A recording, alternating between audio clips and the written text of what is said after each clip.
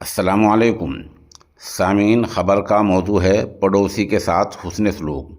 دراصل یہ بیان ہے مفتی عبدالصمد قاسمی کا، جو دارالعلوم حسینیہ تاولی کے محتمم ہیں اور دارالعلوم دیوبند کے سابق معین مدرس رہ چکے ہیں۔ آج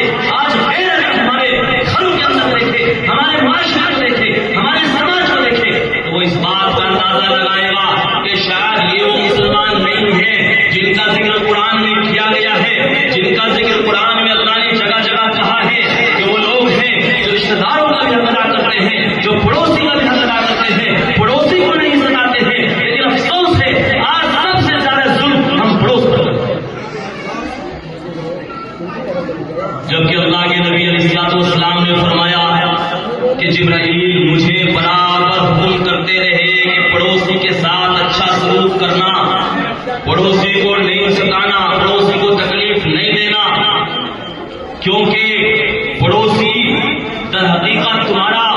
ضامن ہوگا۔ اللہ رب العزت پڑوسی سے پوچھے گا کل قیامت کے دن کہ یہ شخص کیسا تھا، اور اس نے آپ کے بارے میں غلط گواہی دی تو خدا کی قسم آپ کی نمازیں، آپ کی عبادتیں اس وقت ہلکی پڑ جائیں گی جس وقت پڑوسی نے رب کے سامنے گواہی دے دی کہ اس شخص نے میرا حق کھوایا تھا، یا مجھے ستایا تھا، یا میرے اوپر ظلم کیا تھا، یا مجھے تکلیف دی تھی، یا میرے حقوق ادا نہیں کرتا تھا، یا میری دیکھ ریکھ نہیں کرتا تھا، یا میری تکلیف پر خوش ہوتا تھا۔ آج تو زمانہ ایسا آ گیا کہ پڑوس والا اگر بیمار ہے تو ہمیں خوشی ہوتی ہے، اس کے گھر میں اگر کوئی تکلیف آ گئی، کوئی پریشانی آ گئی تو سب سے زیادہ خوشی ہمیں ہوتی ہے۔ سب سے زیادہ خوشی کس کو ہوتی ہے؟ ہمیں ہوتی ہے۔ جبکہ اللہ کے نبی علیہ السلام فرما رہے ہیں کہ مجھے جبرائیل برابر پڑوسیوں کے حقوق کی تاکید کرتے رہے، یہاں تک کہ مجھے خطرہ یہ ہونے لگا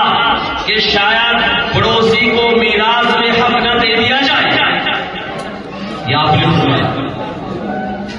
کہ جبرائیل مجھے برابر حکم کرتے رہے، پڑوسی کے بارے میں ڈراتے رہے کہ پڑوسی سے ڈرتے رہنا، اللہ سے پڑوسی کے سلسلے میں ڈرتے رہنا، اس کا خیال کرتے رہنا، یہاں تک کہ مجھے یقین ہو چلا کہ شاید پڑوسی کو وراثت میں، پراپرٹی میں، جائیداد میں، ترکے میں حق دے دیا جائے۔ لیکن بتاؤ مسلمانوں، آج اپنے گریبان میں جان کر دیکھو کہ ہم پڑوسی کے لیے کتنے اچھے ہیں۔ اگر معاشرے پر نگاہ ڈالیں گے میرے بھائیوں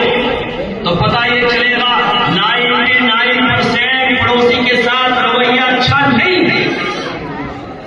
اور ہر ایک دوسرے سے تنگ ہے۔ راستے بندے کرتے ہیں، کوڑا نکالا، پڑوسی کے گھر کے آگے ڈال دیا، نالی کا پانی بند کر دیا تاکہ اس کے گھر میں پانی بڑھ جائے، غلاظتیں بڑھتے، اس کے گھر میں دیواریں پھاند کر کے دیکھتے۔ میرے بھائیوں، اگر یہ کام ہم کریں گے خدا کی قسم ہماری دعائیں قبول نہیں ہوں گی، ہماری عبادتیں ہمارے لیے کارگر نہیں ہوں گی، کیونکہ پڑوسی کا حق ہے میرے بھائیوں، ایسے ہی رشتے دار کا حق ہے، اور اسی طرح آپ کے بڑے چھوٹوں کا حق ہے،